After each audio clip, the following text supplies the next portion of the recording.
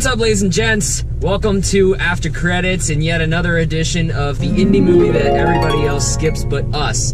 We went out of Can You Ever Forgive Me, the new Melissa McCarthy dramedy? Do we want to say it's a dramedy? Based on a true story. Yeah, based on a true story. Directed by Marielle Heller. I think it's Heller, yeah. Who did Diary of a Teenage Girl. I never saw that one. And I wanted to. And she's directing the Mr. Rogers movie with Tom Hanks. Oh, really? Yeah. That's cool. This one's about Lee Israel, a kind of struggling writer who finds that she has a knack for impersonating other writers. And so what she does is she forges letters that they wrote and sells them to collectors to pay her rent and her cat medicine. And I will take 40 Tammys and 20 The Bosses if that means I get one more Melissa McCarthy performance like this. Yes. I fucking love this movie so much. Melissa McCarthy definitely gives, like, I think the best performance I've ever seen from her. She felt like a real person who you definitely felt sorry for. Like, just on premise alone, this person who's, like, forging stuff, it's not somebody you're expecting to sympathize with, but she does a great job at, like, making you sympathize with her character a lot. Melissa McCarthy is hilarious and dark. And well, she's hilarious because she's not telling jokes. All the comedy comes from the character reacting to things. Yeah. But it's not like, you know, these ridiculous over-the-top jokes. You could argue that this and a movie like Tammy are kind of about similar people. You know, people caught at crossroads, trying to figure out where to go from there. But with Tammy, they toss her into, like, these National Lampoon ridiculous cartoons, where in this one, they embrace the reality of what it means to be a character in a crossroads and someone who feels like they should have gotten better than they did. Yeah. Richard E. Grant is delightful. Is he related to Hugh Grant? I don't think so. Because he's got that same, like, infectious smile. That sort of bubbly quality. Exactly. As soon as you see him, you just smile and you want to be close to him on screen. I want whoever made Richard E. Grant's costumes in this, I want them to do my life. Because every time he popped on screen, he's got these fantastic shirts and colors and this weird fucking half fedora, half like broke-ass hat that on him just looks perfect. Most of the movie is the interactions between Melissa McCarthy and the other characters, which is mostly Richard E. Grant. So it puts a lot on the performers. The performers have to execute on a very high level, and they all do, which is great. I love the one lady who works at the bookstore.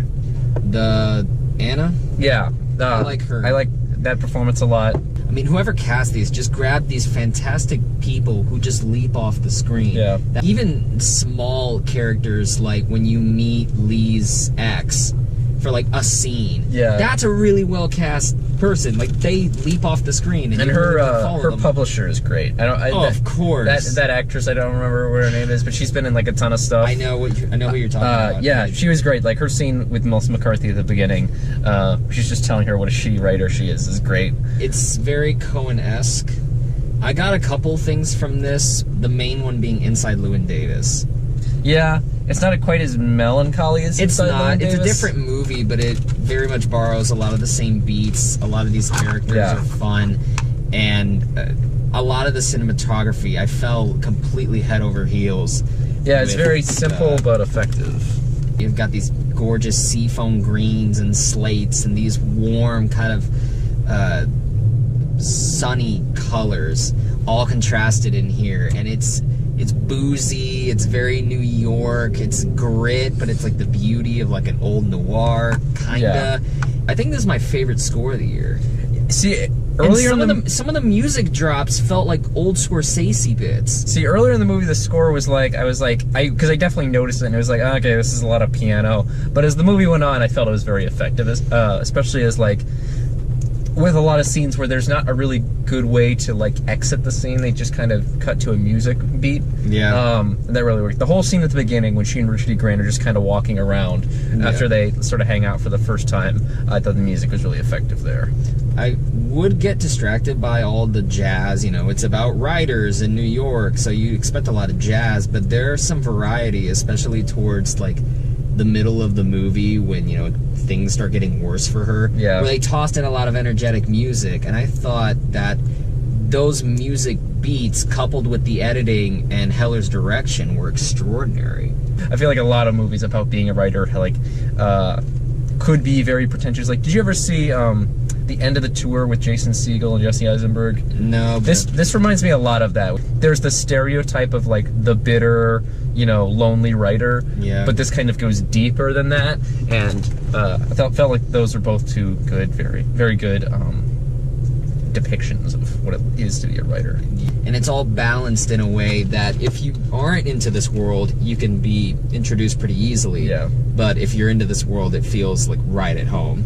And that's where a lot of the comedy works. Well, even more like broad than that, like just the idea of the rejection and, you know, trying to have pride in your work and people, you know, trying to fit your work or your sort of artistic sensibilities over something that's, you know, sellable. I thought the exposition was a little too heavy, but it definitely feels like a writer, like a novelist wrote it. Yeah, like the part, like when she goes to the bookstore and her books are on the 75% off shelf, stuff like that. She's talking to her publisher, and it's a lot of, Lee, you are da-da-da-da-da-da, you da-da-da-da-da. It very much feels like this is where you've been in the story so far. And for any other movie, I'd be really turned off by it, but since this is a story about a writer and a novelist at that, I kind of let it slide more. It's structured very much like a novel, you're right. Like, the ending is very like the last chapter, sort of. Oh, very much so. Very epilogue. And minor spoilers here. If you don't want to know any more except final thoughts and scores out of 6 stars, just scroll to the time code there.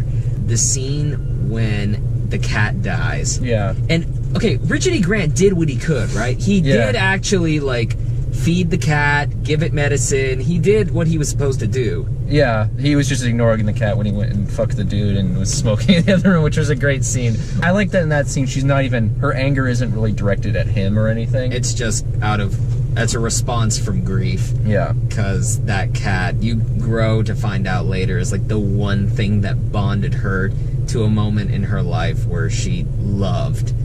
As someone who owns a cat, that scene when she takes it to the animal hospital to like give it away, and the way it's edited, and you just see the sadness from the clerk's face, and you just have Melissa McCarthy. You don't even see her really holding the box. You just see her face as she's really trying to like let go of this thing she loved. Like, as a person who owns a cat, you well up with tears. That part felt so real to me and so raw that I was like, man, this is such an important detail to toss in here.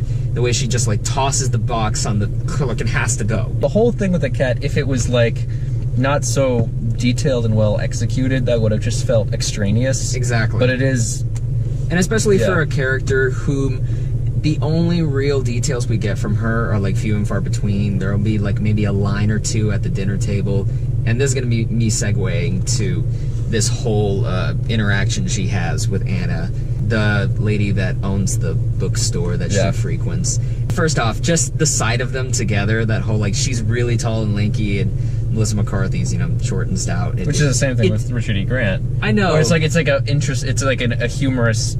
They work well together. It is. It works as like a comedic beat for Richard E. Grant and her, but for Anna and her, I thought it was like one of the most romantic sequences of the year. Yeah. I really like... You want them to get together. Yeah. Because they're really cute, and they're awkward. It's almost like a ping pong match. Like, one of them's trying not to reveal too much, even though she wants to be, but then the other one's trying to hint, but she doesn't know if the other one feels that way. And it's like, you do emotion, you hide. Then you do emotion, you hide. It's very much a dance, and I love the way that sequence was executed. The sort of payoff at the end when she's walking by the bookstore, it was great. It was, because you couldn't really have them, you know, have their happily ever after, because that trust was broken, but, you know, that acknowledgement that I really do care for you. Yeah, I fucked up. The scene where she and Richard E. Grant, like, prank call the publisher. Yeah, that's it. That is great. Just the whole sight of... Richard E. Grant is so expressive with his body language. The way they edited Melissa McCarthy prank calling her agent with shots of Richard E. Grant just chomping on that chicken is hilarious.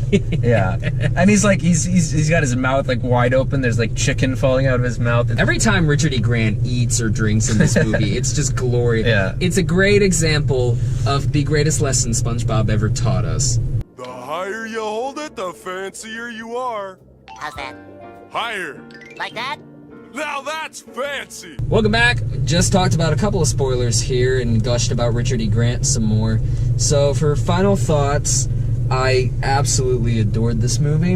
I thought the character study of Lee Israel was well executed by the direction. This delivered on a complete package. Yeah. And I completely understood where this movie was going and how this movie was structured, and the performances served the story, and so did the cinematography. And it was short, which thank God. I mean, you could have argued it would be a little shorter, because that epilogue chapter kind of goes on for a couple of scenes. That's like the only one part. Like I was thinking the same thing, that the epilogue kind of goes a little too long. But like the fact that there was a done movie that was a complete story, and all the characters are developed, and it was under 2 hours. Thank God. A lot of the themes about this sort of insecurity and trying to figure out what you're worth and how to make your own and live with your strengths. And I thought a lot of what they were talking about with this kind of ghostwriting mentality, you know, there's this stigma against ghostwriting, but at the same time you think it'd be really hard. You gotta emulate everybody's styles. But it's still her writing. It's pretending to be other people. That's a skill in itself. And I like that the movie lets this character, you know, lets this character believe in herself over the course of this. The editing where everything is good and then just kind of drops on a dime, I thought was a little jarring. It kind of worked later in the movie, but it was jarring that first time, so I'm going 5.5 out of 6. It's funny in a very dark and melancholy way. It's not like I'm laughing consistently, but the characters are just so charming and likable that you just enjoy watching them on screen. And it's one of those movies that if it like languished in its own misery, it would just be a total bummer. Yeah, it almost felt like a 40s sort of caper movie. Like, we're gonna pull off this heist. A little bit. It did feel like it was drawing on that sort of roots. Maybe it's just sort of the novelistic form of the whole thing. But no, it was very... it never lost its hope, and I think that is important in this kind of movie. Yeah, so I'll give it a 4.5 out of 6. But definitely some of the best acting I've seen this year from McCarthy and Grant. I think that's a solid 5. That's a solid 5. Go see it. Yeah. If you like this video, click the like button down below. You know, we got Facebook, Twitter, and Instagram, even though Barney doesn't fucking update it. I got a blog, liammguyan.wordpress.com. I review movies, written reviews, so if you can read, you can check those out. As of when we're recording this, we're gonna go see the new Paul Dano movie, the first Paul Dano directed movie, Wildlife. Yeah, we're gonna go see that. Jake Gyllenhaal, Carey Mulligan. Next week, we're gonna go see Boy Erased. Fuck yeah. Yeah. I'm down for that. Sequel to Eraserhead. What? Thank you all very much if you watched this, and we'll see you guys later. Take care. Got it.